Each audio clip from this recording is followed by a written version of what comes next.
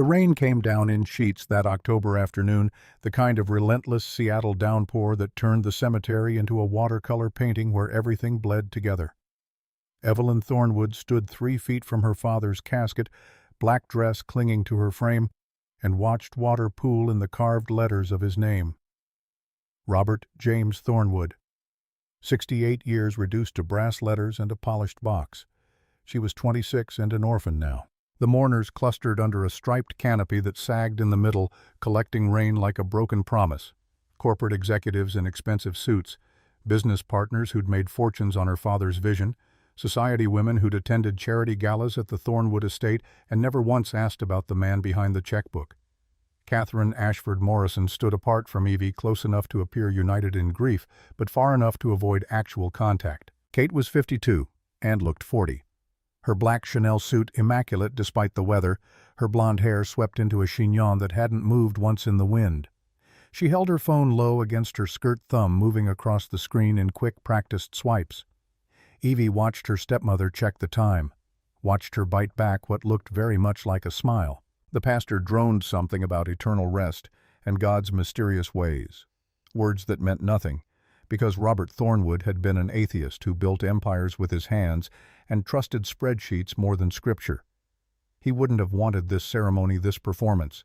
He would have wanted fishing gear and silence and maybe a cold beer at sunset. August felt like yesterday.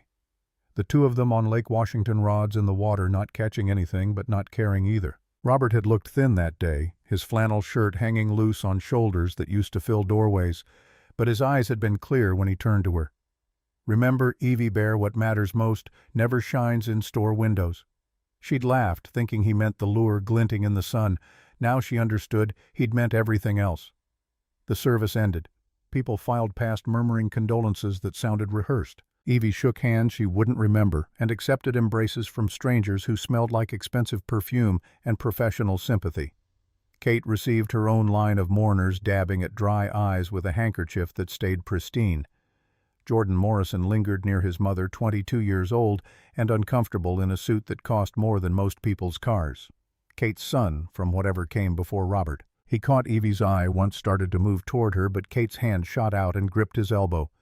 She smiled at someone important and pulled Jordan back into her orbit. The crowd thinned. The rain didn't. Evie stood alone at the grave while workers waited at a respectful distance with shovels ready to finish what grief had started. She reached into her jacket and pulled out the last thing her father had touched. A lure he'd been tying the morning he died unfinished, the feathers still scattered across his desk. She dropped it into the grave. It hit the casket with a sound too small to matter. The law office of Whitmore and Associates occupied the 7th floor of a building that smelled like old money and furniture polish. Evie arrived first 3 days after the funeral, wearing the same black dress because she hadn't thought to buy another. The receptionist led her to a conference room with windows overlooking Elliott Bay and a mahogany table that could seat 12. Diana Whitmore was already there, 58, and steel-gray, elegant, sorting documents into careful piles. She'd been the Thornwood family attorney for 40 years, since before Evie was born, and she looked at Evie now with something that might have been pity or might have been apology. "We'll begin when everyone arrives." Kate swept in 20 minutes late, Jordan trailing behind her like a satellite locked in orbit. She air-kissed both of Evie's cheeks, her perfume a cloud of something French and cloying. "Darling, you look exhausted. Are you eating?" Evie said nothing. Kate settled into the chair at the head of the table as if she'd been born to it. Diana broke the wax seal on the envelope containing Robert's last will and testament. The paper crackled in the silence. Kate leaned forward, fingers drumming against the table's edge, a tell she probably didn't know she had. Jordan stared at his phone, not even pretending interest. Diana cleared her throat and began to read. The bulk of the estate went exactly where Evie had known it would go, because Kate had spent 5 years positioning herself for this moment. The Thornwood estate on Lake Washington, $12 million worth of mansion and grounds and imported marble. The stock portfolio, $18 million in carefully curated investments. The cars, the art, the vacation property in Aspen that Robert had visited exactly once. Kate's face remained composed, but her eyes glittered like cut glass catching light. Jordan received the dealership chain, 6 locations across Washington state that generated reliable income and required minimal oversight. He also got the vacation home in Cabo San Lucas, a property Kate had insisted they buy 2 years ago over Robert's objections. Then Diana paused. Her eyes found Evie across the table and held there something unreadable passing across her face. To my daughter, Evelyn Rose Thornwood.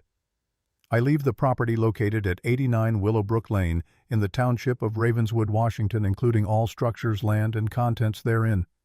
Kate's laugh cut through the room like breaking crystal. Willowbrook. That old hunting shack, the one that's been condemned for a decade. Diana continued reading as if Kate hadn't spoken. The property is deeded in full, taxes paid through the year 2030, with all maintenance and upkeep costs covered by a separate trust established for this purpose. Evie's hands had gone numb. She stared at the table, at the wood grain that looked like waves frozen mid-crash. That's it. Kate's voice climbed half an octave. He left her a pile of rotting lumber that concludes the distribution of assets. Diana closed the folder. She stood gathering papers that no longer mattered. Miss Thornwood, if you'll stay a moment. Kate rose in a rustle of silk and satisfaction. She paused beside Evie's chair, one manicured hand coming to rest on Evie's shoulder with just enough pressure to feel like a claim of victory. At least you won't have to pay property taxes on something worthless. Small mercies. Jordan followed his mother out without looking back. The door clicked shut behind them with the soft certainty of a vault ceiling. Diana waited until their footsteps faded down the hallway.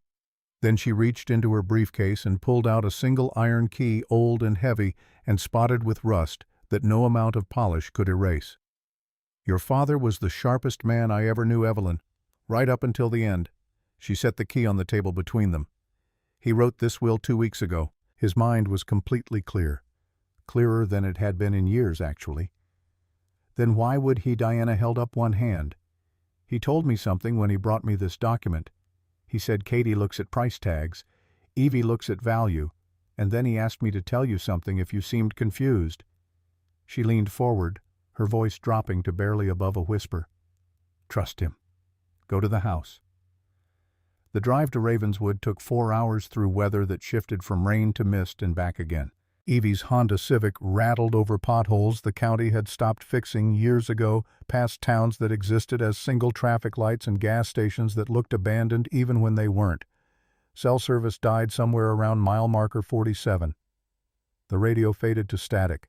She'd driven this route 100 times as a child, summers when her mother was still alive and Willowbrook meant adventure instead of inheritance. The house had been new then, or new enough, built by her grandparents in 1998 when lumber was cheap and dreams were still manageable. Her mother Rose had grown up there, had met Robert there during a summer when he'd been working construction to pay for business school. Evie remembered her mother's laugh echoing through those rooms, remembered flower fights in the kitchen and sleeping bags on the porch when the nights were warm enough, remembered her father teaching her to identify birds by their calls, while her mother tended a garden that grew roses in colors that shouldn't have been possible. Then Rose got sick. Pancreatic cancer, fast and merciless, the kind that gave you 6 months and took you in 4.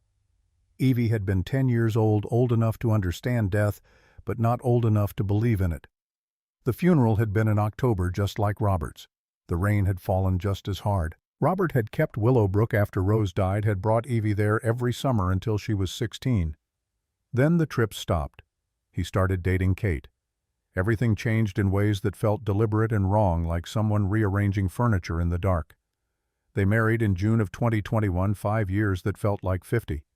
Kate had smiled her way into Robert's life with the precision of someone who'd studied the blueprints first. Within 6 months, the weekly phone calls between Robert and Evie became monthly, then quarterly, then just birthday cards with signatures that didn't look quite like his handwriting anymore.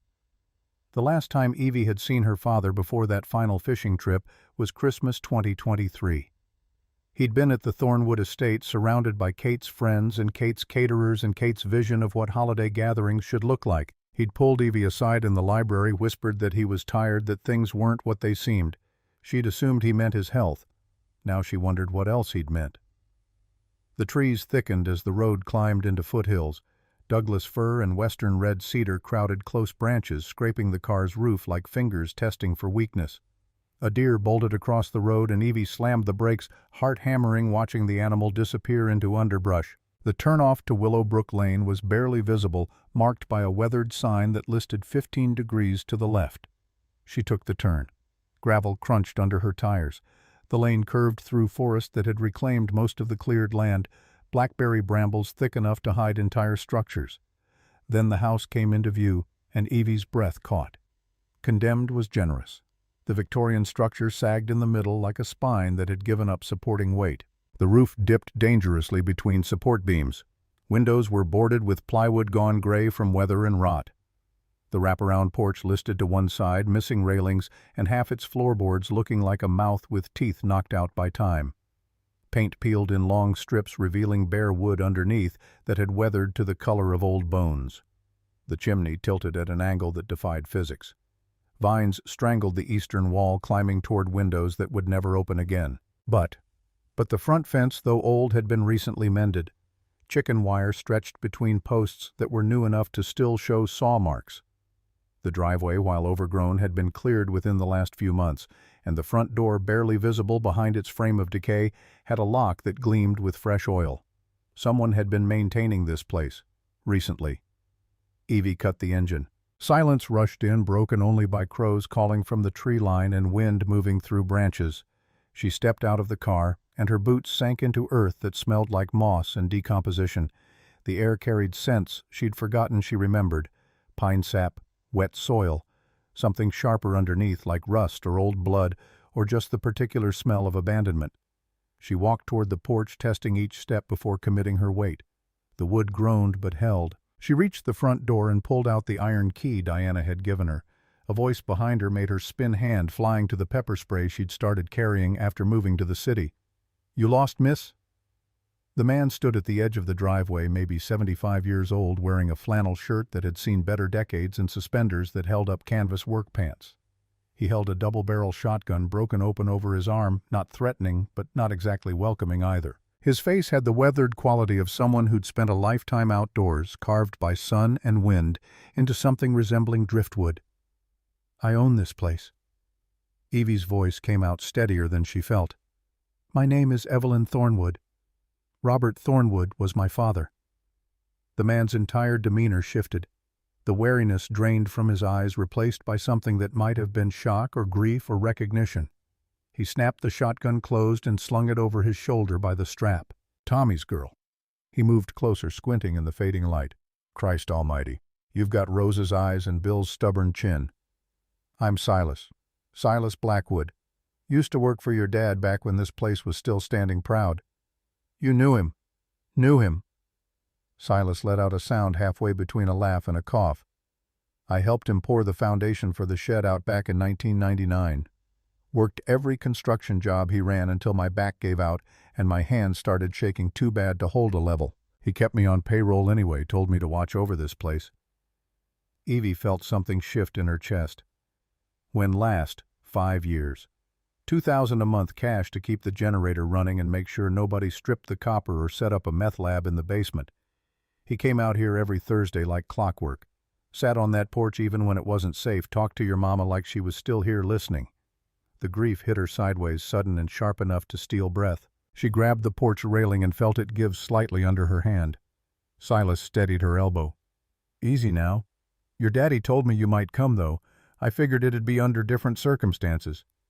He looked up at the house, something complicated crossing his face. "Said if you showed up I was to tell you he left something. Something that woman don't know exists. Kate, the one with the smile that don't reach anywhere real." Silas spat into the weeds. "Yeah, her." He moved past Evie and examined the front door lock. "Thing's tricky. Gotta lift the handle while you turn, otherwise the bolt won't catch. Here." He took the key from her hand, demonstrated the motion. The lock clicked, and the door swung inward on hinges that should have screamed, but moved silent as confession. The smell hit first, dust and old paper and something metallic underneath like pennies left in the rain. Evie pulled out her phone and turned on the flashlight. The beam cut through air thick with particles that danced like snow in summer. The interior was a disaster and a shrine. Furniture sat under white sheets gone gray with time shapes that could have been couches or caskets or nothing at all. Wallpaper peeled in long strips that curled away from the walls like skin after a sunburn. Bird nests crowded the corners where ceiling met wall, twigs and feathers marking territory claimed by something other than memory. But there were clean spots. A path through the dust on the floor, boot prints that looked recent. The kitchen doorway showed scrub marks where someone had wiped down the frame. And above the fireplace in what used to be the living room hung a portrait of her father, the canvas slashed diagonally but carefully reframed, the damage preserved rather than hidden. Evie moved deeper into the house.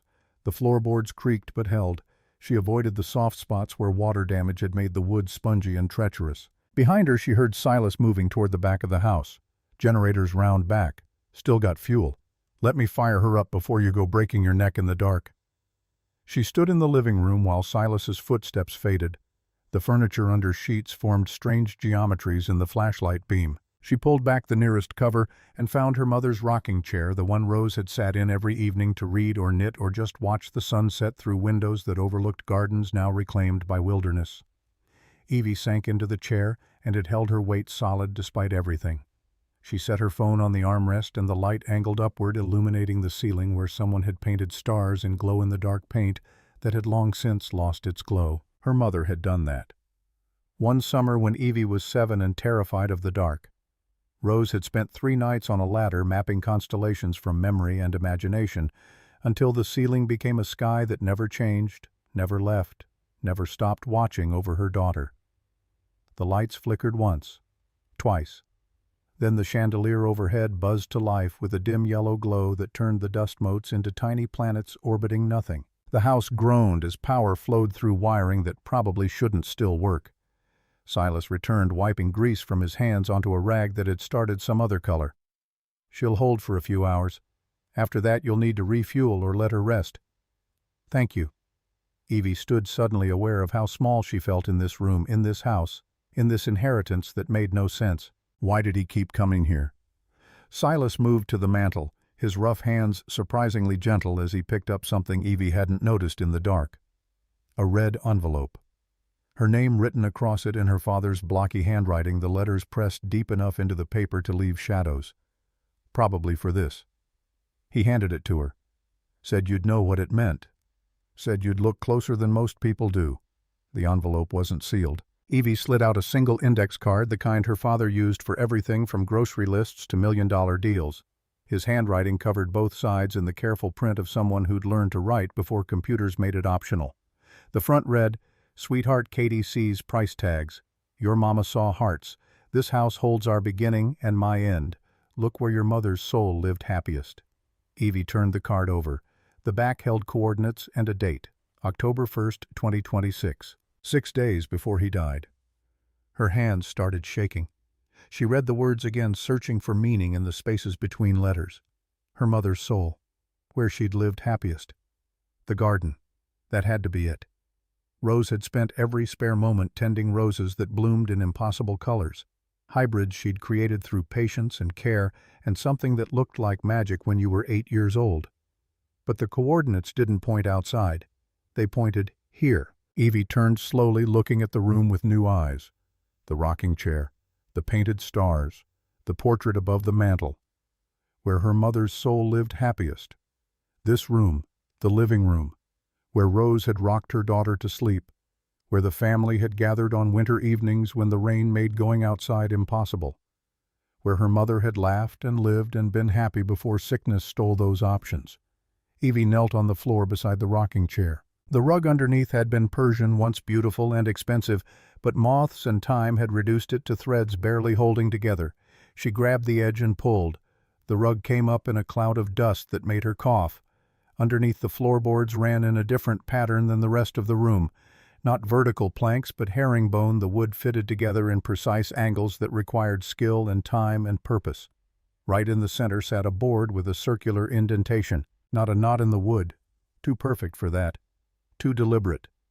"Silas, do you have a crowbar?" The old man stepped closer, peering down at the floor. His breath caught. "Don't need one. That's a puzzle latch. Your daddy loved his puzzles.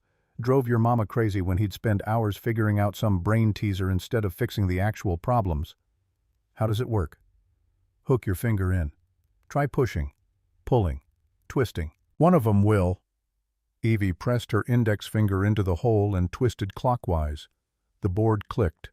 The sound echoed through the floor like a lock tumbler falling into place.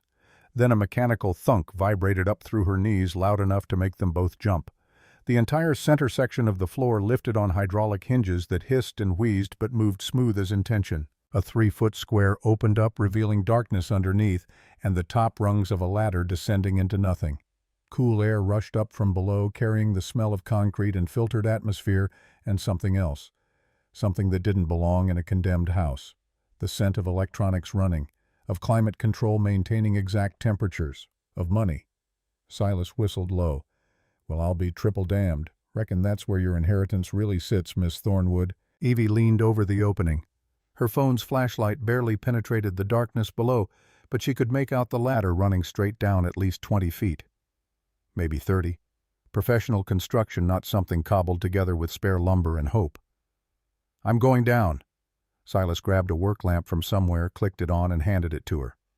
"Light switch should be on the right wall about head height. If there's power down there, it'll be on a separate system from the house generator." The ladder rungs were cold, even through her shirt. Evie descended slowly, testing each step, the work lamp hanging from a strap around her wrist and swinging with each movement. The walls were concrete, smooth and recent, the kind of construction that cost serious money and required serious planning. 20 rungs down, 30. The square of light from the living room above shrank to the size of a postage stamp, barely visible. Her foot hit solid ground, concrete floor perfectly level. She swept the lamp around, found the wall, found the switch exactly where Silas said it would be. She flipped it. The room blazed to life in stages as fluorescent lights flickered on one by one, revealing a space that shouldn't exist under a condemned house in the middle of nowhere. The vault was massive, easily 1,000 square feet. The walls were reinforced concrete at least 18 inches thick, the kind used for storm shelters and bank vaults and places designed to outlast whatever happened on the surface. Ventilation systems hummed in the ceiling, modern HEPA filters, moving air through ducts that led somewhere else, somewhere with power and purpose. The left wall held floor-to-ceiling industrial shelving stacked with heavy plastic bins. Evie moved toward them like a sleepwalker, her hands shaking as she popped the lid on the first container. Cash. Vacuum-sealed bricks of $100 bills, stacked with the precision of someone who'd spent hours making sure everything fit perfectly. She pulled one brick out. It was heavy, substantial, real. The second bin held more cash. The third held gold bars wrapped in protective cloth, each one stamped with marks from the Perth Mint. The fourth held her mother's jewelry. The sapphire necklace Kate had claimed was lost during a move. The diamond brooch Evie had worn to senior prom. Her grandmother's wedding ring that was supposed to have been sold to pay for Rose's medical bills. Everything Kate said had vanished. Everything Evie thought was gone forever. All here, all carefully preserved and waiting. The right wall held filing cabinets, dozens of them, each one labeled with dates and names and categories that made no immediate sense. The center of the room held a massive glass and steel desk with 3 monitors sitting dormant in sleep mode, a leather office chair that looked like it cost more than her car, a keyboard, a mouse, a small silver thumb drive sitting next to a note that read, "For Evie, biometric scan required." She sat in the chair because standing felt impossible. Her legs had stopped working somewhere between the third bin of cash and the realization that her father had built this place, had spent years filling it, had left it all for her while giving Kate the mansion and the stocks and all the things that looked valuable but apparently weren't. The computer monitors woke when she touched the mouse. A prompt appeared on the center screen, "Place thumb on scanner." She pressed her thumb to the reader built into the desk's surface. The system beeped twice, then access granted. "Welcome, Evelyn." A video window opened automatically. Her father's face filled the screen close enough that she could see the lines around his eyes and the way his hair had gone completely white in the months before he died. He looked thin, exhausted, but his eyes blazed with the kind of intensity she remembered from her childhood, from before Kate, from when he'd been the kind of man who could will entire buildings into existence through sheer determination. "Evie." His voice was rough, like he'd been coughing or crying or both. "If you're seeing this, then the vultures have picked the bones clean, and Kate thinks she's won. I'm sorry I couldn't tell you in person. I couldn't risk her finding out." He leaned back in the chair. The same chair Evie sat in now. This same room. Your stepmother isn't just a gold digger, sweetheart. She's a criminal. A corporate parasite. About 3 years ago, December 2023, I found out she was working with Hartfield Industries, my biggest competitor. She was feeding them inside information using my health issues to set up short sells on Thornwood Corporation stock. She was betting on my death to make herself a fortune. Evie's hands gripped the armrests hard enough to hurt. And Jordan? Robert's expression shifted to something like pity. Jordan's been laundering money through the dealerships for the last 2 years. Sports betting rings out of Nevada. He owes someone named Vargas almost $200,000. I have the wire transfers, the offshore accounts, everything. The video. Robert rubbed his face with both hands. I couldn't divorce her. The prenup has a clause Kate insisted on. If I file for divorce, she gets 50% of everything immediately. She'd have triggered it the moment she saw paperwork. Would have frozen the company, destroyed what we built, taken your inheritance before the ink was dry on the decree. So I played the fool, let her think she was winning, let her isolate me from you, from everyone who mattered. And while she was busy measuring drapes for the mansion and planning how to spend my money, I was moving the foundation right out from under her feet. He smiled. It was terrifying and beautiful, and the most Robert thing Evie had ever seen. Everything I left her in that will, it's garbage dressed up as gold. The Thornwood estate has a $15 million mortgage I took out 6 months ago. The balloon payment comes due 30 days after my death. The stock portfolio is worthless preferred shares in shell companies I emptied and dissolved. The joint accounts contain about $400,000, most of it Kate's credit card debt. But you, sweetheart, you have this. He gestured at the room around him. The liquid cash in those bins is $50 million. Every cent taxed and legal and untraceable. The gold is worth another $8 million at current market rates. Your mother's jewelry. The pieces Kate stole and sold off over the years, I bought them all back through private dealers. Robert leaned toward the camera. But more important than the money, you have the files in those cabinets. Evidence of Kate's insider trading, Jordan's money laundering, the bribes their associates took, the fraud they committed. Everything you need to bury them if you choose to. He paused. When she stopped the video later to really think about it, Evie would realize this pause lasted exactly 7 seconds. Time for her father to decide what came next. Time for him to choose his final words. The will I left gives Kate the shell, the pretty things that look valuable but aren't. She'll realize soon enough, but by then you'll be ready. She'll come for Willowbrook. She'll think it's worthless land she can buy cheap and develop. She'll see the aquifer underneath and start making deals with water companies. She'll show her hand because greed always does. And when she comes, you'll have everything you need to fight back. Robert's face softened. His voice dropped to barely above a whisper. Your mama and I bought this land with $200 and a dream. We built Willowbrook with our own hands, every beam and board and nail. We were happy here, Evie. Happier than I ever was in that mansion on the lake. Happier than I've been in the last 5 years combined. I'm not leaving you nothing, sweetheart. I'm leaving you everything that matters. The money to fight, the truth to wield, and the home where love still lives in the walls. He reached toward the camera. His hand filled the screen for a moment, then the image froze. Evie sat in the silence of the vault for a long time. The ventilation system hummed. The fluorescent lights buzzed. Somewhere above her, in the wreck of a house that Kate thought was worthless, Silas probably wondered if she'd fallen or gotten lost, or just decided to stay down here forever. She stood on legs that felt like water and moved to the filing cabinets. The first drawer held folders labeled by month and year. She pulled December 2023 and opened it. Email printouts. Kate's personal account communicating with someone at Hartfield Industries. Details about Thornwood Corporation's upcoming property acquisitions. Inside information that could move millions in stock value. All signed with Kate's name, her email, her digital fingerprint, all over evidence that would send her to federal prison. The next folder held Jordan's bank records, wire transfers to offshore accounts, deposits that didn't match any legitimate income, withdrawals that corresponded exactly to payments made to various Las Vegas sports books. The next folder held something that made Evie's blood freeze. Marriage certificate. Catherine Ashford to Marcus Andrew Vale, June 15, 2018, Las Vegas, Nevada. She flipped through the papers. Hotel receipts, Photos of Kate and a man Evie didn't recognize, both of them dressed in wedding clothes in front of a chapel that advertised quickie ceremonies for $50. A copy of the marriage license. A copy of the certificate. No divorce decree. Evie checked the date again. June 2018. Kate had married Robert in June 2021. 3 years later. If there was no divorce, if Kate was still married to Marcus Vale when she married Robert, then the marriage was void. Robert and Kate were never legally married. Everything the will left to my wife would go to no one because there was no wife. The estate would default to intestate succession.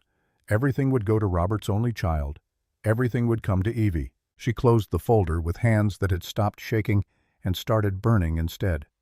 Her father had known, had found this, had spent 3 years quietly documenting every lie, every theft, every betrayal, had built this vault to hold the truth the same way he'd built Willowbrook to hold love. The next drawer held folders labeled with her mother's name, Rose Thornwood, personal papers, medical records, and underneath all of it, a wooden box wrapped in a ribbon that Rose had tied 20 years ago. Evie lifted the box carefully. It was cedar carved with roses along the edges, the kind of craftsmanship that took time and patience and hands that weren't afraid of small details. She recognized it immediately. Her mother's hope chest, the one that used to sit at the foot of her parents' bed. Inside, wrapped in tissue paper that crumbled at her touch, lay Rose's wedding dress. Simple cream silk tea-length, the kind of dress a woman bought when she was marrying for love instead of show. Underneath that bundled letters tied with kitchen twine, Rose's handwriting on the envelopes. Letters to Robert written before they were married when they were still just 2 kids who'd found each other in a town too small to hold their dreams. And underneath that, a leather-bound journal. No lock, no secrets. Just Rose's daily thoughts from 1998 until 2010, the year she died. Evie opened to a random page. May 2009. Her mother's handwriting flowed across the page in loops and curves that looked like music frozen mid-song. The doctors told me today. Pancreatic, stage 4. 6 months if I'm lucky, 4 if I'm not. I haven't told Robert yet. I haven't told Evie. How do you explain to a 9-year-old that her mother is dying? How do you teach her to live when you're learning to leave? But I'm writing this because I want her to know someday when she's old enough to understand.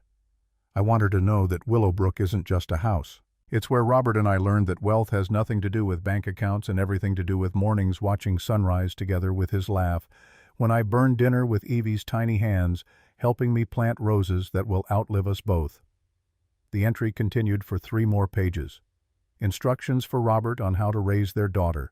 Wishes for Evie's future. Hopes and fears and the kind of raw honesty that only comes when you know your time is finite and you need to say everything before the chance disappears.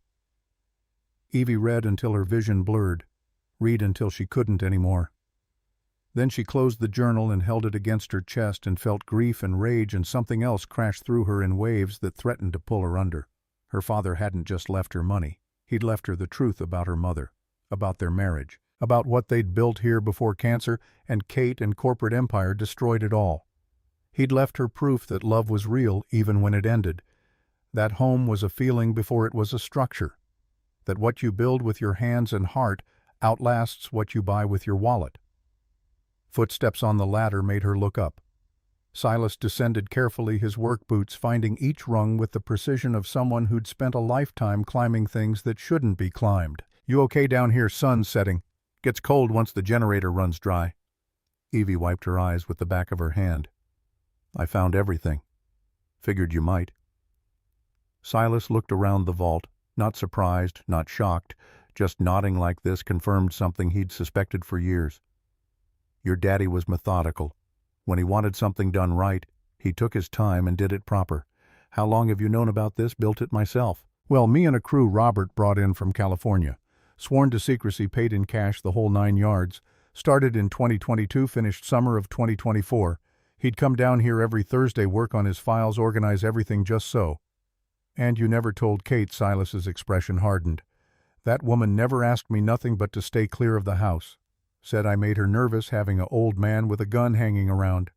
Robert told me to keep my head down and my mouth shut. Said when the time came you'd find this and you'd understand."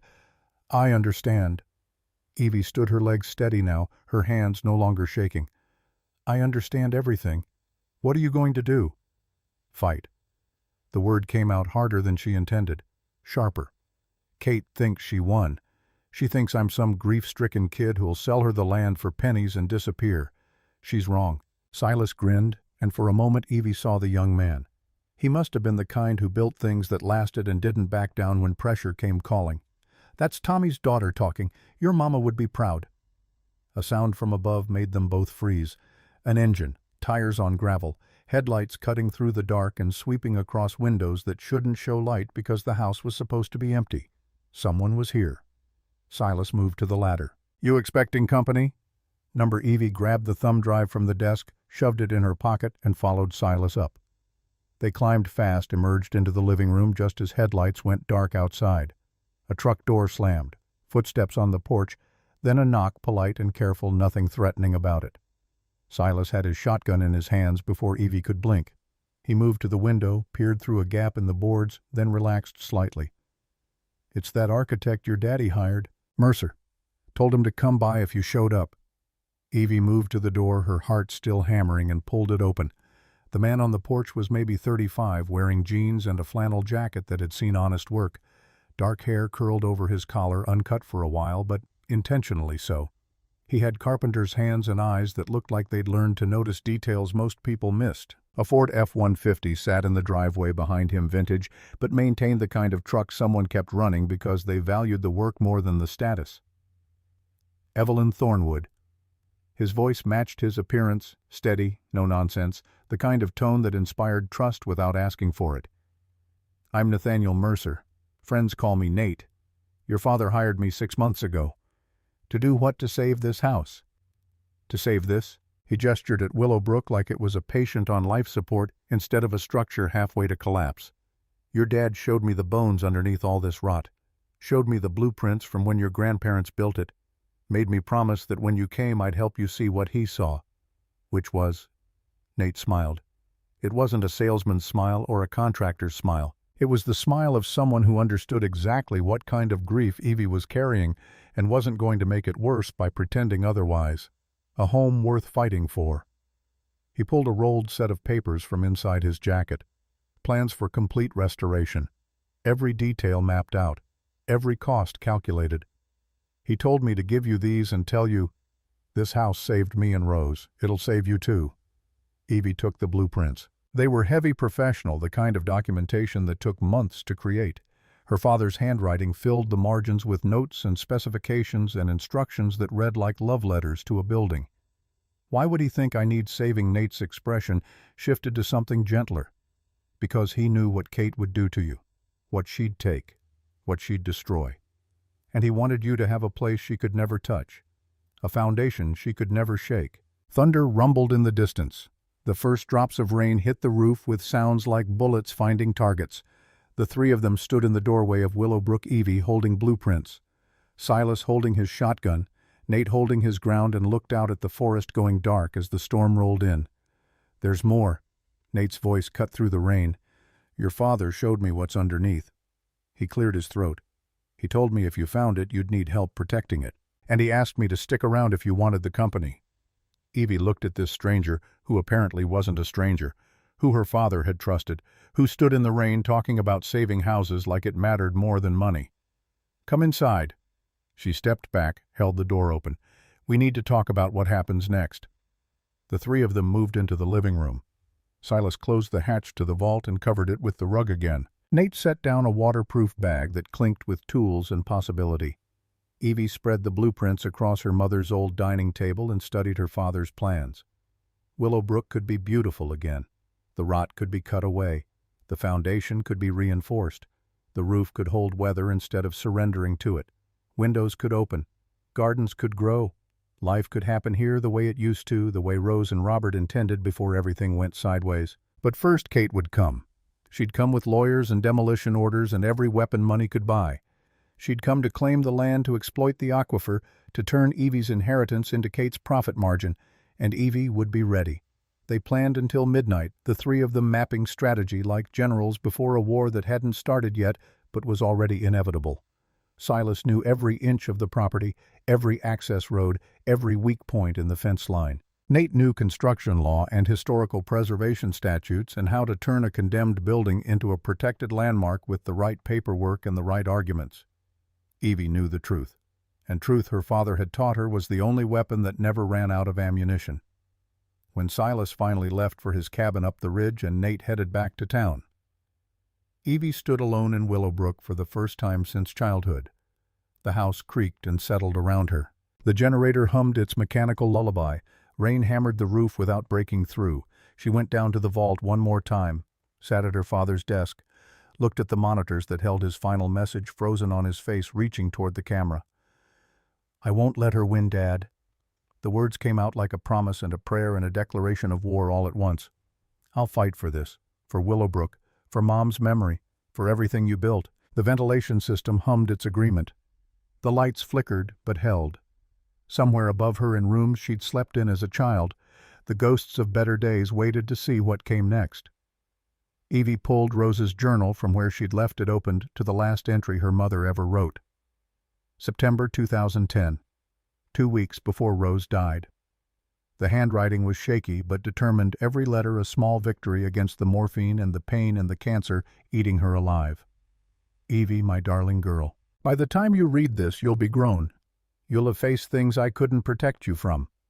You'll have learned that life takes more than it gives, and the trick is being grateful for the giving anyway. Willowbrook is yours now, or it will be someday.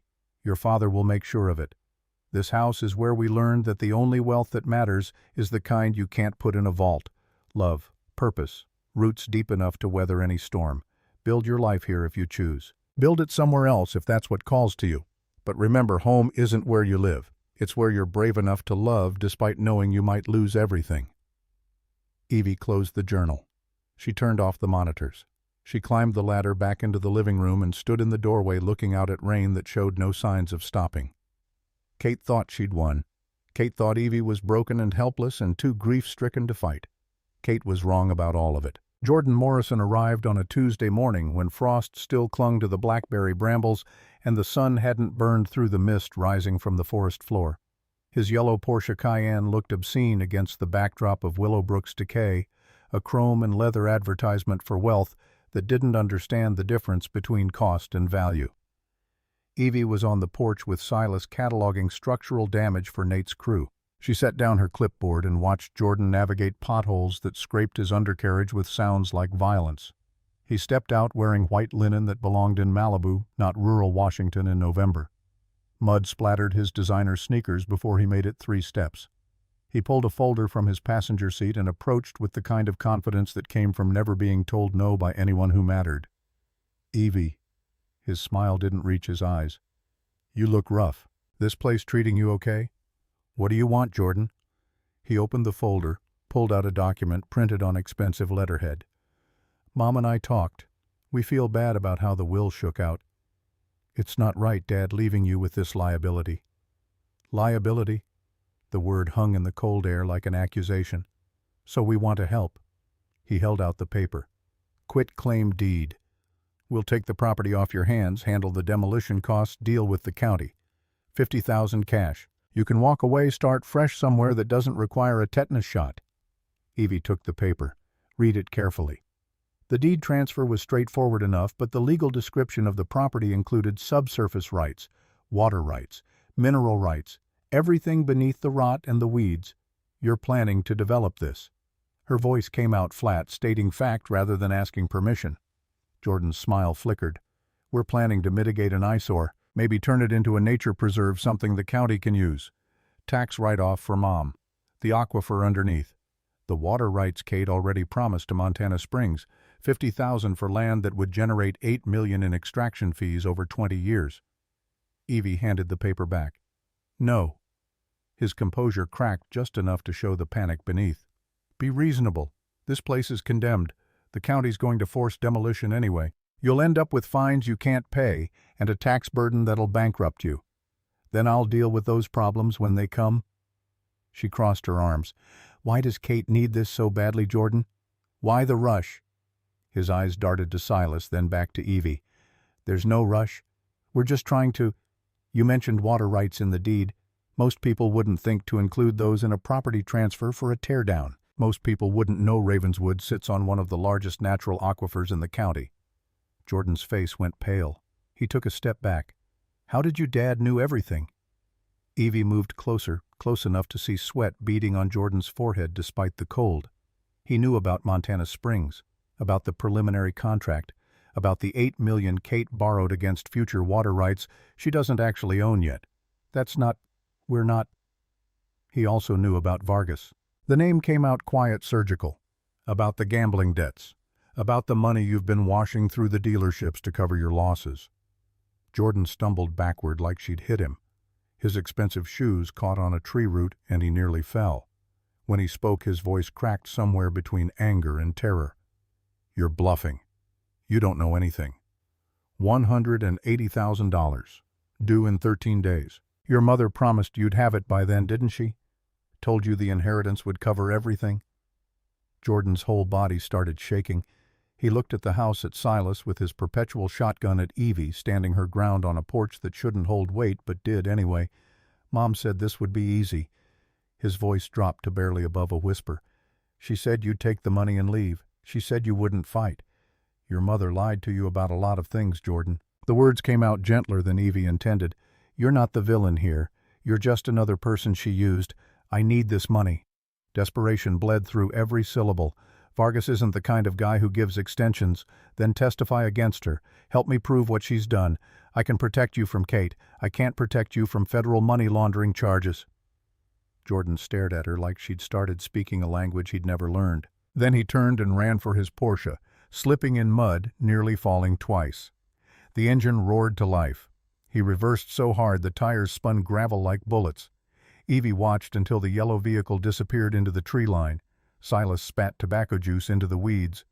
That boy's more scared of his mama than he is of the law. That's a problem. He'll come around.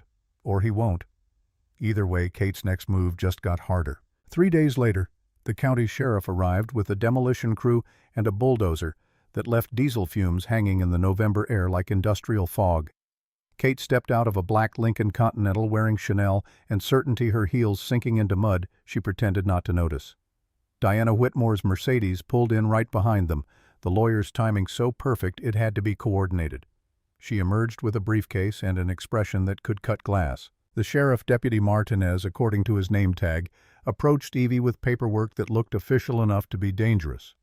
Ma'am, I have a demolition order signed by Judge Wilcox. Structure's been deemed an immediate public safety hazard. You've got 10 minutes to clear any personal belongings before the equipment moves in. Kate watched from beside the bulldozer, arms crossed, victory written across her face like a signature on a check she'd already cashed. Diana's voice cut through the morning cold. Deputy Martinez, before you proceed, I'm serving you with an emergency injunction from the state Supreme Court. She handed him papers that made his expression shift from certainty to confusion. The structure at 89 Willowbrook Lane has been petitioned for historical landmark status. Washington state preservation law requires a minimum 180-day assessment period before any demolition can proceed on properties built before 1950. That house wasn't built until the 90s. Kate's voice climbed half an octave. The original foundation dates to 1924. Diana pulled out photographs, property records, courthouse filings that showed a history Kate hadn't bothered to research. The Victorian structure was built on the site of the original Blackwood homestead. The foundation stones are still visible in the basement. That makes this property eligible for protection under the Heritage Preservation Act. This is ridiculous. Kate marched toward Diana, mud-ruining shoes that cost more than most people's monthly rent. This is a delay tactic. That shack is rotting from the inside out. Then the assessment will confirm that, and demolition can proceed in 6 months.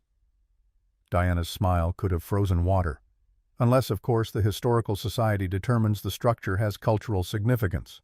Then we're looking at a much longer process. The sheriff looked at the injunction, looked at his demolition order, looked at the 2 lawyers facing off like gunslingers at noon. I'm going to need to verify this with the county attorney. Please do. Diana gestured to her car. I'll wait. Kate's composure finally shattered. She closed the distance between herself and Evie in 3 sharp strides, grabbed Evie's arm hard enough to leave marks, and pulled her away from the others. Her voice dropped to a hiss meant only for Evie's ears. You think you're clever. You think hiring a lawyer and playing preservation games will stop me. I have millions, Evelyn. I have connections. I can bury you in legal fees before spring." Evie met her stepmother's eyes without flinching. "You don't have millions, you have debt. The mansion's in foreclosure, your stocks are worthless, and in about 3 weeks you're going to be broke." Kate's grip loosened. Color drained from her face like water from a cracked basin. "I know about the balloon payment, about the shell companies, about Montana Springs and the contract you can't fulfill because you don't own the water rights." How Kate's voice caught. "Who told you Dad told me? Everything. Every lie you told. Every dollar you stole. Every person you used." Kate took a step backward, her heels catching in mud that pulled at her like quicksand. That's impossible. He didn't know. He couldn't have asked Marcus Vale. The name hit Kate like a bullet. "See if he remembers your wedding in Reno. See if he remembers never signing divorce papers."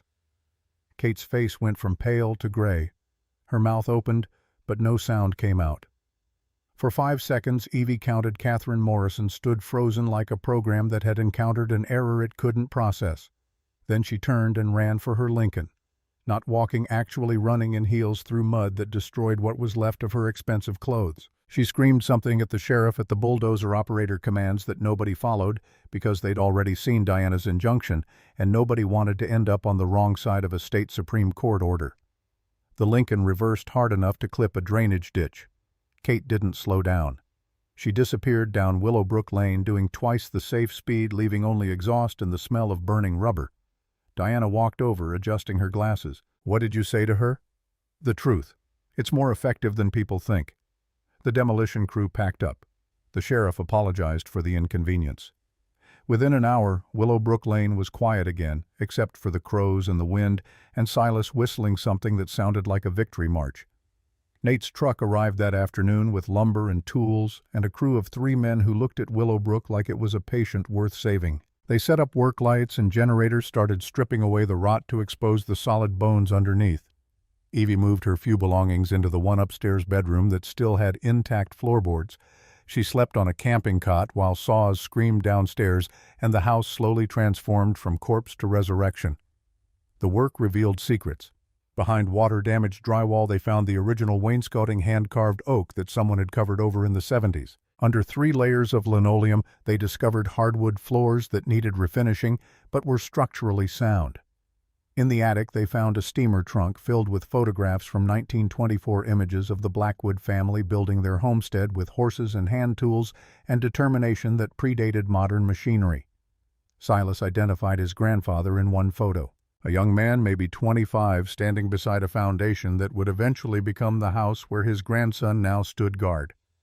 "That's him." Silas touched the photograph with fingers that trembled just slightly. "Edgar Blackwood. Died in 1952. Left this place to my daddy, who sold it to your grandparents in 1997 when he couldn't afford the property taxes anymore." "Did you know them?" "My grandparents met them once. Your grandma made the best blackberry pie in 3 counties. Your grandpa had hands like iron and a laugh that could shake rafters. They built additions onto Edgar's foundation, turned a homestead into something that could hold a family." Nate studied the photographs, comparing them to the blueprints Robert had commissioned. "We can restore this. Not just fix it, actually bring it back to what it was meant to be. But it's going to take time and money. I have both."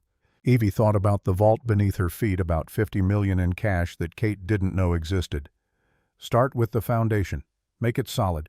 Everything else can come after." The romance developed in margins too small for Evie to notice until she was already caught. Nate worked alongside his crew, hands dirty, back bent over problems that required both strength and precision. He explained load-bearing walls and water damage and historical preservation techniques with a patience that never felt condescending. He brought coffee at dawn, shared lunches on the porch when the weather cooperated, asked about her mother, about Rose's garden plans they'd found in the attic, about whether Evie wanted to recreate them or create something new. "You don't have to keep your mother's garden exactly as it was." Nate unrolled drawings Rose had sketched in 1999, detailed plans for rose beds and walking paths, and a small pond that was never built. "You could honor her memory by building something that reflects who you are now." "I don't know who I am now." "Then maybe the garden can help you figure it out." He never pushed, never made assumptions. When Evie's grief came in waves that knocked her sideways in the middle of measuring kitchen cabinets or selecting paint colors, Nate simply handed her space and waited. His own father had died when Nate was 12. Car accident, sudden and violent, the kind of loss that created a before and after, with no bridge between them. He understood that grief wasn't linear, and healing didn't follow schedules.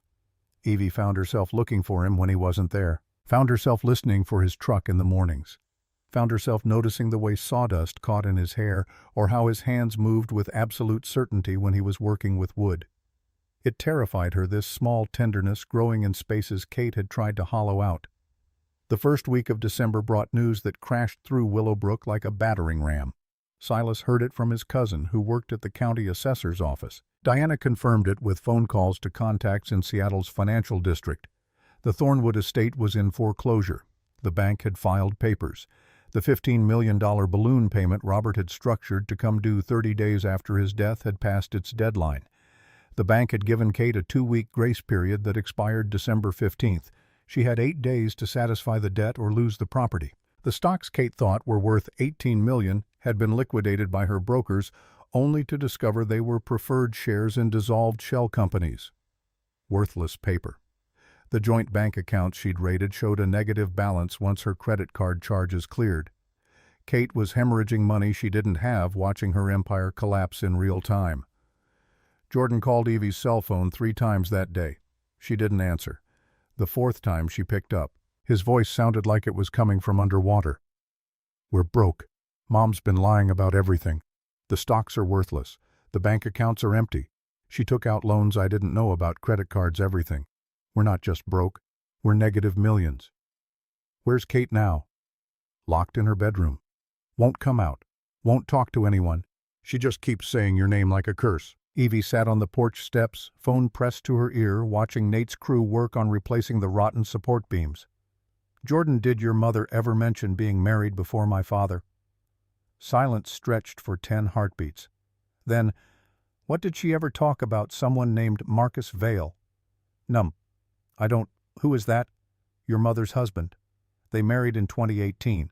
No divorce. Which means her marriage to my father was void." More silence. When Jordan spoke again, his voice had changed. Smaller. Younger. Like he'd regressed to a child who'd just learned Santa Claus was a lie told by people who should have known better. "She lied about that too. She lied about everything. But you already knew that, didn't you?" I thought Jordan's breath caught. I thought she loved him. My stepdad. I thought maybe she'd finally found something real. She found money. Love was never part of the equation. The call ended without goodbyes. Evie sat watching clouds move across the sky and wondered if Kate had ever loved anyone, or if greed had burned out that capacity so long ago there wasn't even scar tissue left to mark where the wound had been. Diana found Marcus Vale in Reno through a private investigator who specialized in tracking people who didn't want to be found. Marcus worked at a community center on the south side of the city counseling gambling addicts who came through programs funded by the same casinos that had destroyed them in the first place. Evie and Diana flew out on a Wednesday morning, caught a cab from the airport that smelled like cigarette smoke and regret, and waited in the community center's lobby until Marcus's shift ended. He looked older than 54. The kind of older that came from hard living and harder lessons from nights spent losing more than money and mornings spent trying to remember why sobriety mattered. But his eyes were clear, and his handshake was firm when Diana introduced them. "You look like your father." Marcus studied Evie's face like he was searching for proof of something he'd already decided. Same eyes, same stubborn jaw. They sat in his office, a converted supply closet, with a desk and 2 chairs and motivational posters about recovery that looked like they'd been printed in 1987. Diana explained the situation. Kate's bigamy, the void marriage, the inheritance that hinged on whether Marcus would testify. Marcus listened without interrupting. When Diana finished, he leaned back in his chair until it creaked. "Met Katie in Atlantic City, June 2018. I was on a 3-day losing streak and she was bartending at a casino where the drinks were free and the advice was terrible." He smiled, but there was no humor in it. "We were both broke, both desperate, both convinced we deserved better than what we'd gotten." They flew to Vegas that night, got married at one of those chapels that doesn't ask questions if you've got $50 and a pulse. Honeymoon was a buffet at the Flamingo and a room at Circus that smelled like mold. Katie kept talking about the big score, the opportunity that was coming. She just needed time to set it up. Marcus rubbed his face with both hands. Paid me $50,000 in December. Said she'd found her Mark some wealthy widower in Seattle. Told me to disappear, that she'd handle the divorce paperwork, that I should take the money and rebuild somewhere nobody knew my name. Did you ever sign papers? Never saw papers. Assumed she forged them. Katie was good at paperwork. Good at making things look legitimate when they weren't. Diana pulled out documents. Your marriage to Catherine is still legal. There's no divorce record in Nevada, California, Oregon, or Washington. She committed bigamy when she married Robert Thornwood. Marcus studied the marriage certificate, his own signature from 7 years ago, the proof that he was still legally bound to a woman who'd paid him to vanish. Yeah, that sounds like something Katie would do. Will you testify? Evie leaned forward. In Seattle, in front of a judge. Your father contacted me back in June. Marcus opened his desk drawer, pulled out a letter on Thornwood Corporation letterhead. He'd tracked me down, explained what Katie had done, asked if I'd be willing to help set things right. I told him yes. Figured I owed him that much for unknowingly helping her run the con. Why didn't he use this information himself? He was dying. Marcus's voice softened. He told me he didn't have time for a legal battle, said he was arranging things so his daughter would have the weapons she needed when the time came. Said you were tougher than Katie thought and smarter than she could imagine. Evie felt tears burning behind her eyes. She blinked them back. I'll testify. Marcus folded the letter and slid it back into his drawer. Not for revenge, not even for justice. For your dad. He was a good man who got tangled up with someone who only knows how to take. Time somebody gave him what he deserved. They flew back to Seattle that evening. Diana spent the flight reviewing testimony strategy and legal procedures. Evie spent it staring out the window at the landscape 30,000 feet below, thinking about her father tracking down Marcus, building his case piece by piece, giving her everything she needed to fight a war he knew was coming. Back at Willowbrook, Evie descended into the vault and pulled Rose's journal from where she'd left it. She'd been avoiding the later entries, the ones where her mother's handwriting got shakier and the dates got closer to the end. But tonight, she needed her mother's voice. September 2009. The diagnosis entry. Rose documenting the moment the doctor said pancreatic cancer, and 6 months in the same breath like they were synonyms. October 2009. Rose writing instructions for Robert. How to braid Evie's hair. Which songs to sing when nightmares came. The importance of letting their daughter choose her own path instead of forcing her into Robert's empire-building footsteps. November 2009. Rose getting weaker but writing longer, fighting against morphine and exhaustion to record everything she wanted Evie to know. Evelyn, my darling girl, if you're reading this, you're grown. You've made choices. Some will have been the right ones, some won't. Here's what I want you to understand. Your father builds with concrete and steel. I built with dirt and roots and patience. You have both of us in you, his determination and my ability to wait for beauty to emerge in its own time. Don't let anyone tell you who you're supposed to be.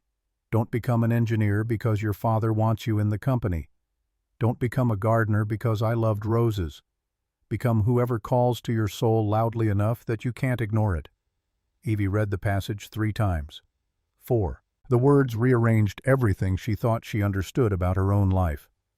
She'd gone into civil engineering because Robert loved building, had spent 4 years in college studying load calculations and structural integrity because it felt like honoring her father, had taken a job at a firm in Seattle designing bridges that would outlast everyone who drove across them, but she'd never loved it, had never felt the spark her mother described in entries about breeding roses, or the satisfaction Robert wrote about when foundations were poured perfectly level.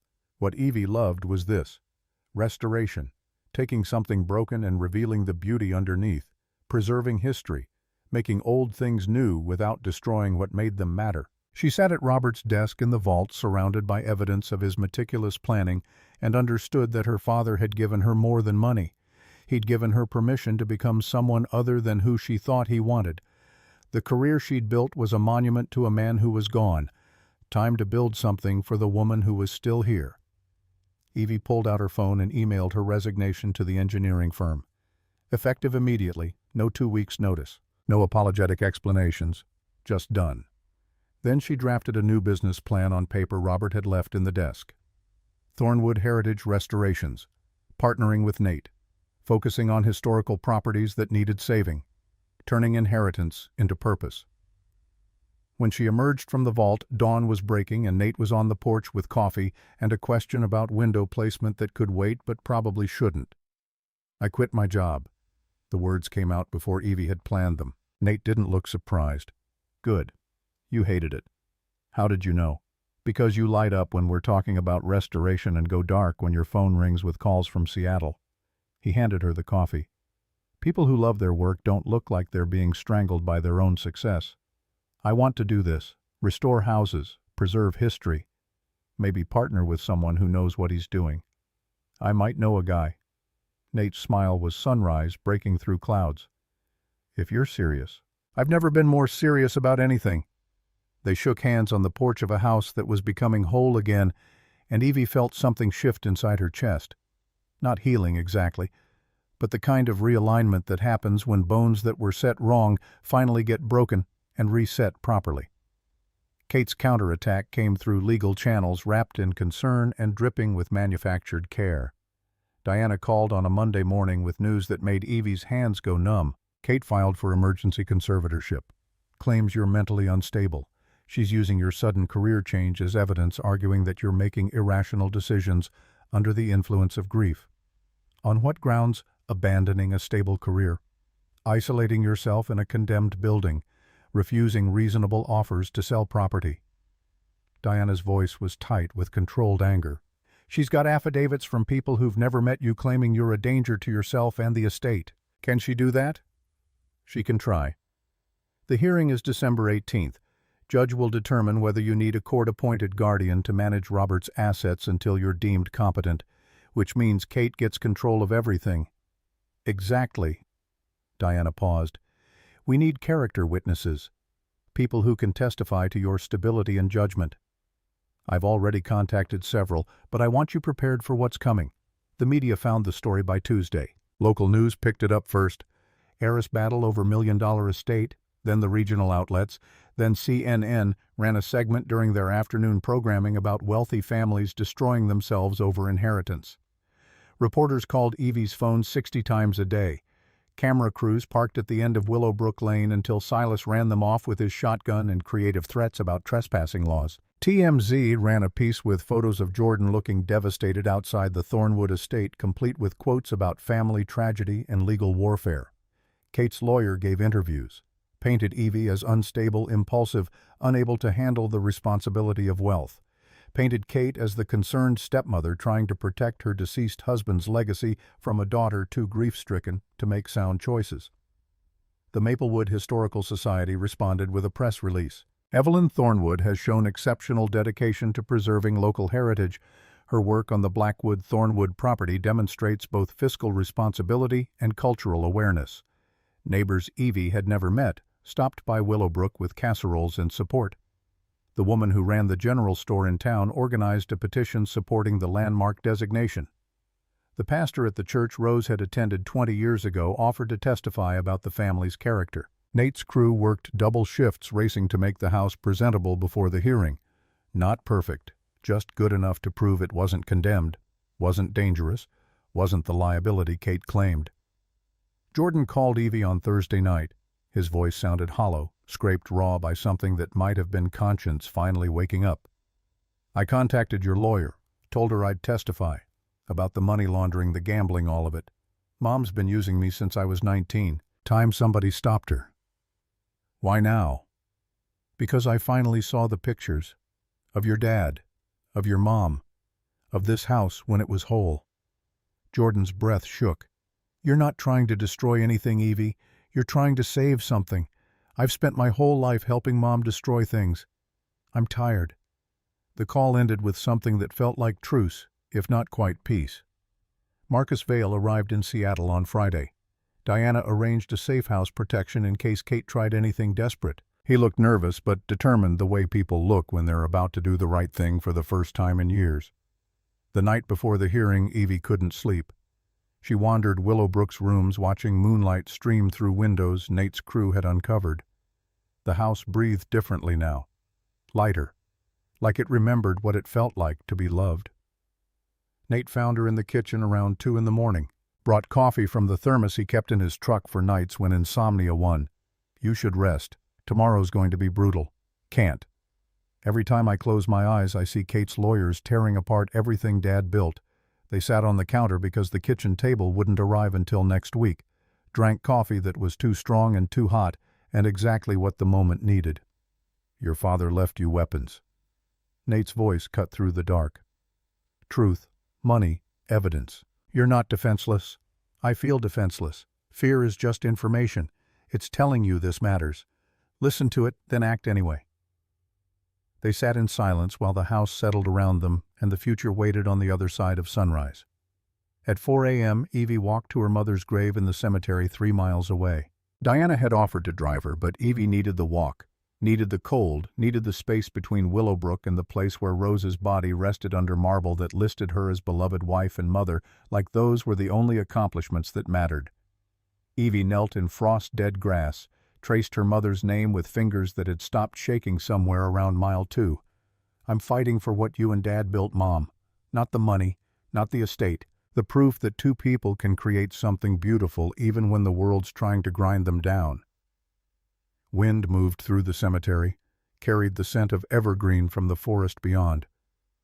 I'm scared I'll lose. Scared Kate will win because she's meaner and richer and doesn't care about collateral damage. But I'm fighting anyway. Because you taught me that home isn't where you live, it's where you're brave enough to love, despite knowing you might lose everything. No answer came. Evie didn't expect one. She stood, brushed frost from her jeans, and walked back to Willowbrook as dawn broke cold and clear over Ravenswood. Silas was on the porch with coffee and his shotgun, and the kind of loyalty that didn't require explanations. Ready, no. But I'm going anyway. That's all that matters, girl.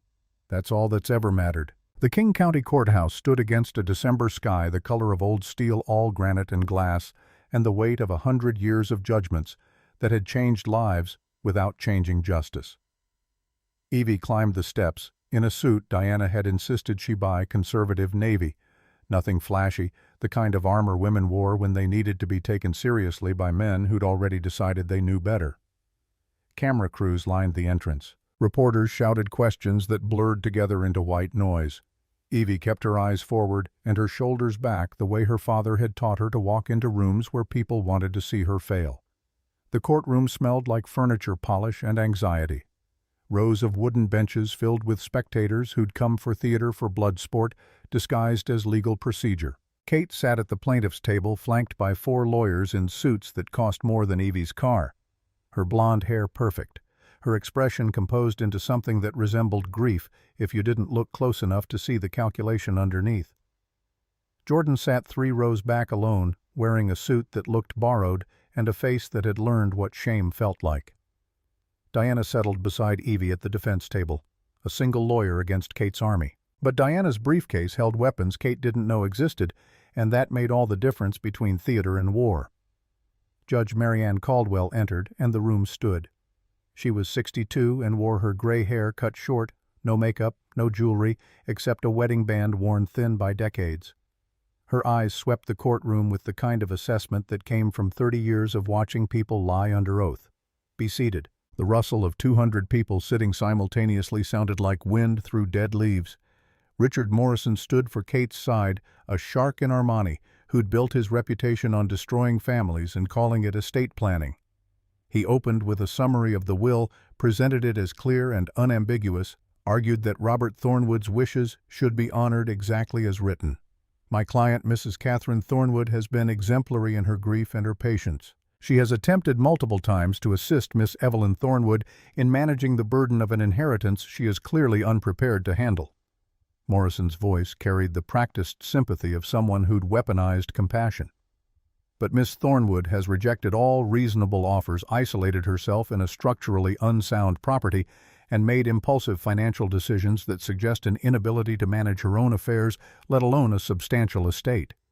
He called his first witness, a psychologist who'd never met Evie but had reviewed her pattern of behavior and found it consistent with acute grief disorder manifesting as poor judgment and risk-taking behavior. Diana cross-examined without standing. Doctor, you've never actually evaluated Miss Thornwood, correct?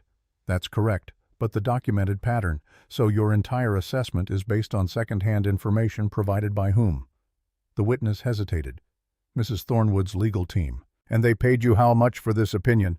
Objection. Morrison was on his feet. Sustained. Judge Caldwell's voice could cut diamonds.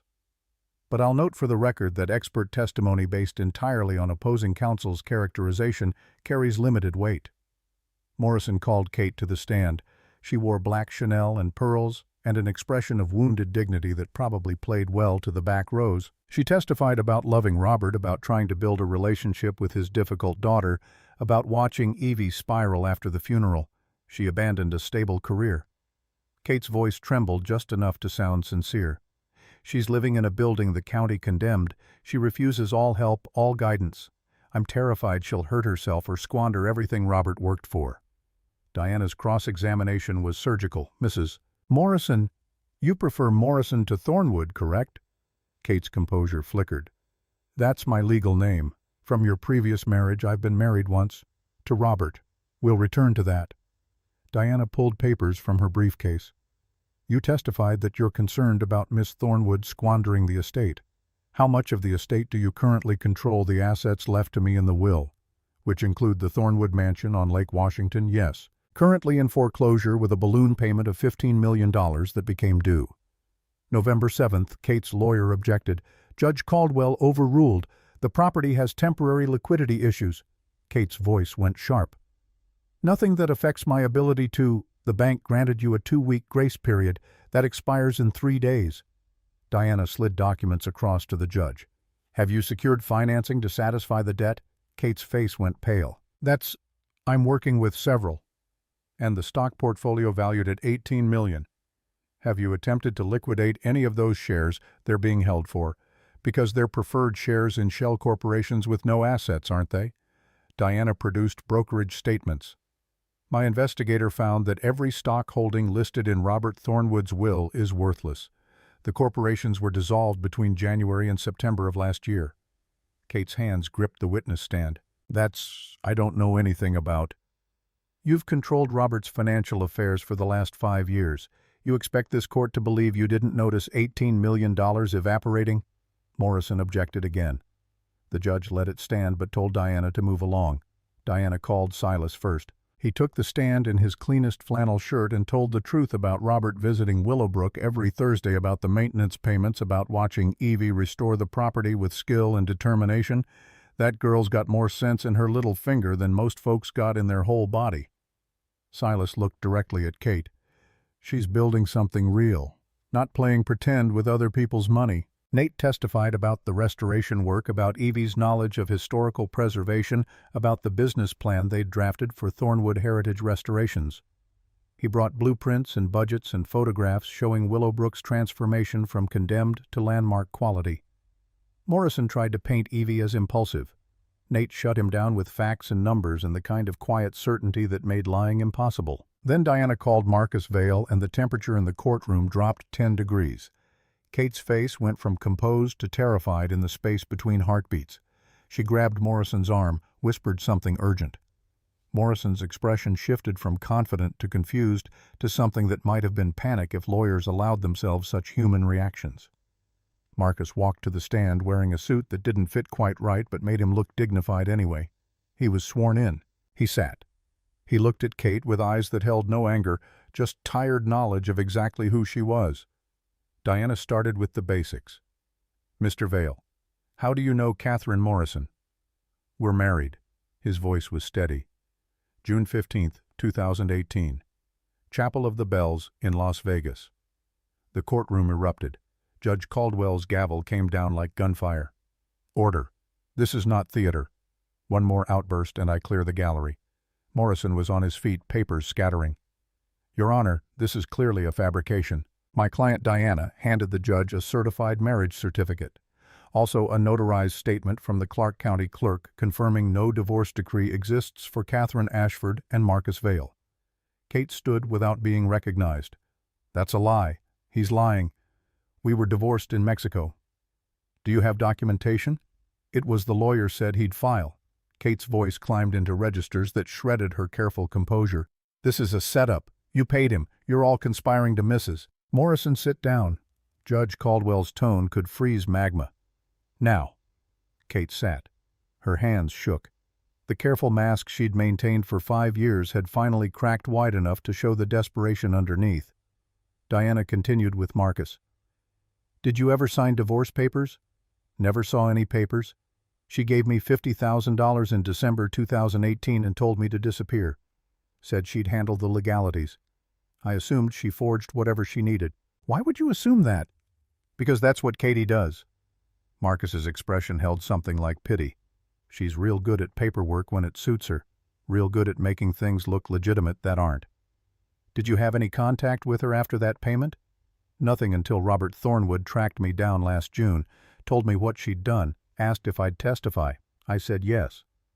Why? Because your husband was a good man who got tangled up with someone who only knows how to take. Figured I owed him the truth even if I couldn't give it while he was alive. Morrison tried to discredit Marcus.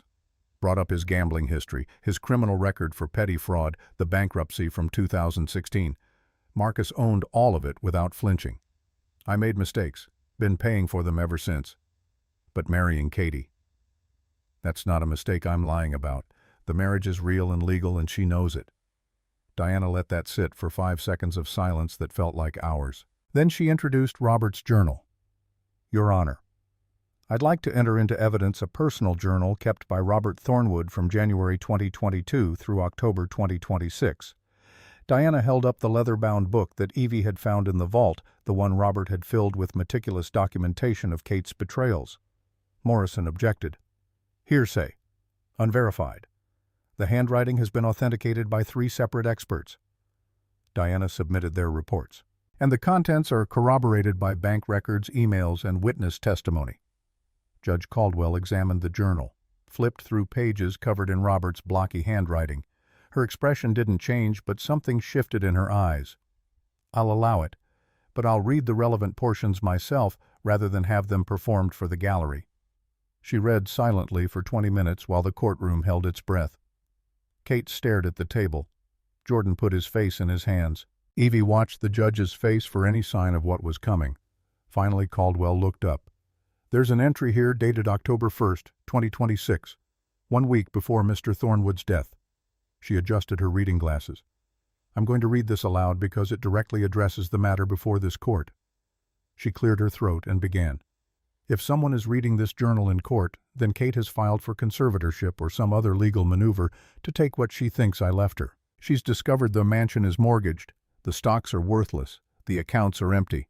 She's desperate and dangerous and probably blaming Evie for problems Kate created herself. Judge Caldwell paused, looked at Kate, continued reading. Here's what I need the court to understand. Catherine Morrison is a fraud. She married me while still legally married to Marcus Vale. She fed insider information to my competitors. She used her son to launder money through my businesses. She isolated me from my daughter and made the last years of my life a performance I had to maintain to protect what really mattered. I couldn't divorce her. The prenup she insisted on would have triggered a 50% asset split the moment I filed. She designed it that way, a trap that punished honesty and rewarded her continued presence. So I spent 4 years quietly moving everything of value somewhere she'd never think to look. I left her a mansion of debt and paper wealth that dissolved the moment anyone examined it closely. The judge's voice remained steady, but every word landed like a verdict. Evie is not unstable. She's not impulsive. She's exactly what I raised her to be, smart enough to see through lies and strong enough to fight for truth. The property on Willowbrook Lane isn't a burden. It's her inheritance, her fresh start, her chance to build something real instead of inheriting the hollow empire I created. Judge Caldwell looked up. The final paragraph is personal but relevant to this proceeding. Sweetheart, don't hate Kate. Pity her. She's so starved for gold she never learned to taste happiness. You have your mother's gift, the capacity to love even when loss threatens to destroy you. Don't lose that. Willowbrook represents what your mother and I learned together, that the only inheritance worth leaving is the kind that teaches you how to live, not just how to spend. The courtroom was silent except for someone crying in the back row. Judge Caldwell closed the journal and removed her glasses. Kate stood again, not waiting for permission. This is manipulation from beyond the grave. He was sick. He didn't know. He knew everything. Diana's voice cut clean. "He documented your insider trading with Hartfield Industries, your scheme with Montana Springs, Jordan's money laundering, Marcus Vale, all of it. Would you like me to present those files as well?" Kate's facade shattered completely, not with rage but with something raw. Something that looked like a person realizing they'd built their entire life on foundations that were never solid. "I had nothing." Her voice broke. "Do you understand? I worked for 15 years clawing my way up from bankruptcy and fraud charges. I was brilliant and they still treated me like trash. I deserved something. You deserved honesty." Judge Caldwell's tone was granite. "You deserved to build a life on legitimate work. You chose fraud instead. You chose to use people. You chose to marry a good man under false pretenses and spend his final years extracting everything you could while giving nothing in return." Kate sank into her chair. All the fight drained out of her at once, leaving behind something that looked small and broken and almost human. The marriage between Catherine Morrison and Robert Thornwood is void ab initio due to her existing legal marriage to Marcus Vale. Judge Caldwell's pronouncement fell like a hammer. Therefore, the bequests to my wife in Robert Thornwood's will are null. Under Washington intestate succession law, the entire estate passes to the sole surviving child. She looked at Evie. "Miss Thornwood, you are hereby declared the sole beneficiary of your father's estate. Furthermore, I'm referring this matter to the district attorney for criminal investigation. Fraud, bigamy, conspiracy, let them determine what charges are appropriate." Morrison tried to speak. The judge held up one hand. "We're done here." Bailiffs moved toward Kate as she sat frozen at the plaintiff's table. She looked at Evie once, and in that look was every emotion that greed had burned away. Fear, regret, something that might have been recognition that she'd destroyed her own life chasing someone else's. Then they took her away, and all that remained was the smell of expensive perfume and the sound of reporters stampeding toward the exits to file their stories. Jordan approached Evie in the hallway outside the courtroom. His eyes were red and his hands shook, but his voice was steady. "I gave the FBI everything. Bank records, wire transfers, contact information for everyone involved in the money laundering. They're offering me immunity if I testify against the others." Evie saw her father's accidental casualty standing in front of her, not Kate's weapon but a kid who'd been used since he was 19 and had finally figured out what love shouldn't cost. "What will you do after get clean? Really clean?" Jordan wiped his eyes with the back of his hand. "Find work that doesn't involve stealing or lying or disappointing people who already decided I was worthless." "You're not worthless." The words surprised Evie as much as they surprised Jordan. "You're just lost. But lost people can find their way back if someone gives them a map. Why would you help me because someone has to break the cycle? Might as well be us." They didn't hug, didn't make promises neither could keep. Just nodded at each other like soldiers who'd survived the same battle from different trenches and understood that survival was its own kind of victory. 1 year later, Willowbrook stood against an October sunset that painted the sky in colors Rose would have loved. The restoration was complete, not perfect, but honest. Victorian bones exposed and reinforced, windows that caught light and held it, gardens where roses bloomed in varieties Rose had dreamed of creating but never had time to finish. The grand opening of Thornwood Heritage Restorations fell on the anniversary of Robert's death, a choice Evie made deliberately. Celebration and remembrance woven together like the roses climbing new trellises Nate's crew had built. The Maplewood Historical Society brought a plaque designating Willowbrook as a protected landmark. The mayor gave a speech about preserving community history that ran too long but meant well. Neighbors Evie now knew by name brought food and stories and children who ran through gardens that had been designed for exactly this kind of chaos. Silas had set up tables in the yard, was regaling anyone who'd listen with tales of Edgar Blackwood and the original homestead. At 74 he moved slower, but his stories had only gotten better with age and repetition. Marcus Vale drove up in a modest sedan relocated to Seattle permanently, now working with Jordan at the community center they'd started together. He handed Evie a photo in a simple frame, Kate and him young and broke and getting married in Vegas before everything went wrong. "Figured you should have it. Not to remember her by, but to remember that people are complicated, even the ones who hurt us most. Where is she? Minimum security facility in Oregon." Marcus looked at the house, at the gardens, at the community gathered in celebration. "She sends letters sometimes. Not apologies. Just observations about what she lost. I think prison's given her time to understand the difference between taking and earning. Kate had been sentenced to 10 years for fraud and bigamy. Jordan's testimony and cooperation had kept him out of prison entirely, though he'd lost the dealerships and the Cabo house. The mansion on Lake View had been sold at auction. Every piece of Kate's carefully constructed empire had been dismantled brick by brick. Jordan arrived with Mara, a woman he'd met at the community center where they both volunteered now. She worked with at-risk youth, believed in second chances, saw in Jordan what Evie had seen, someone worth saving.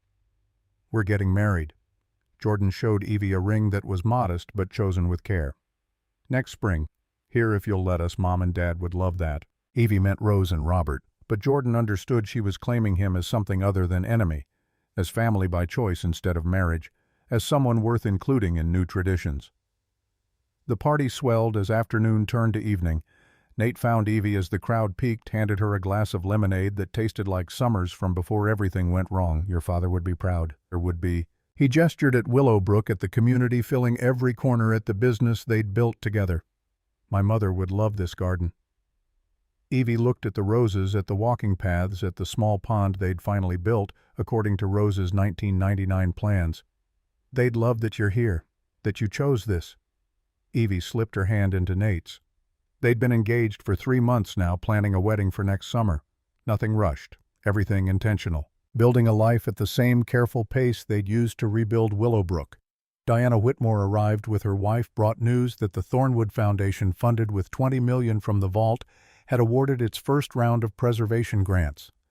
12 historical properties across Washington would be saved because Robert had chosen truth over revenge, legacy over ego.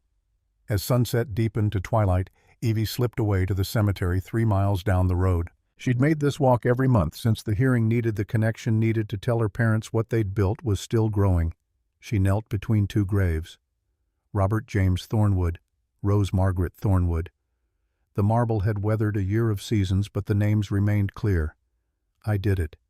Built something real from what you left me. Willowbrook's a home again. The business is helping other people save their histories. Jordan's found his way back. Even Kate. I think she's starting to understand what she lost." Wind moved through the cemetery, carried the scent of roses from Willowbrook's garden.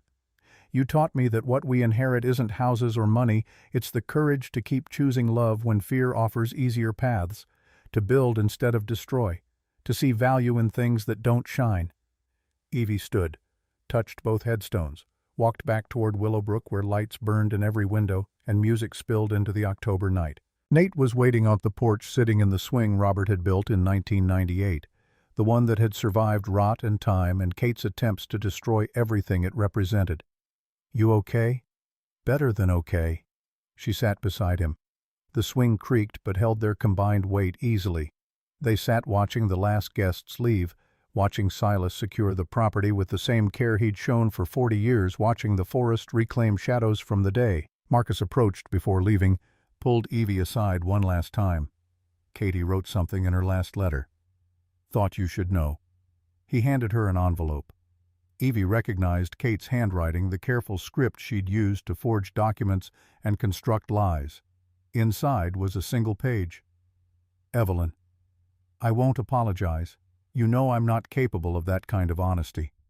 But I will acknowledge what you already know. I destroyed my own life chasing something I convinced myself was wealth. Your father understood what I never could, that the things worth having are the things you build, not the things you take. You won. Not because you had better lawyers, or because Marcus testified, or because Robert planned so carefully. You won because you knew how to love something more than you loved winning. That's a skill I never learned. I hope Willowbrook becomes everything your parents wanted it to be. I hope you build a life there that I couldn't even imagine. I hope you prove that people like your father and mother, people who believe in love over gold, aren't fools. They're just braver than people like me. I won't write again. This isn't the beginning of redemption. It's just acknowledgement that I spent 52 years learning the wrong lessons, and it's too late to unlearn them now." Catherine Evie folded the letter. Didn't cry. Didn't rage. Just felt the weight of a woman finally understanding what she'd lost and knowing there was no path back to reclaim it. She went down to the vault one last time before bed.